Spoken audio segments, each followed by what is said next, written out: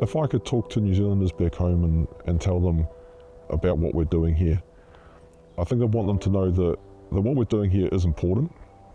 It's on the right side of history. It's standing up for our values. It's standing up for people who share the same values as us.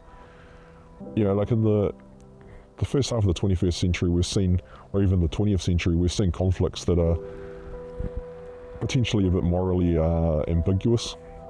You know, we've seen conflicts where it might be a bit hard to draw a side and say this is definitely the aggressor and this is definitely the defender.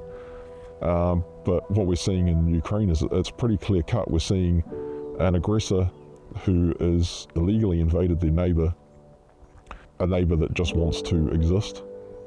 And if we don't stand for that and stand up and do something about it, then it's just going to keep happening. And this is where there's a quote that says that all it takes for evil to prevail is people of good conscience to do nothing. And if we don't stand up and we don't draw a line in the sand and say no, then it's just going to keep happening. Maybe it's easy to ignore because it's half a world away. And so maybe we feel detached and maybe we feel isolated down in our little corner of the world. And yeah, we are relatively safe. But I think that New Zealanders have a very strong moral compass, and we like to feel like we're doing the right thing.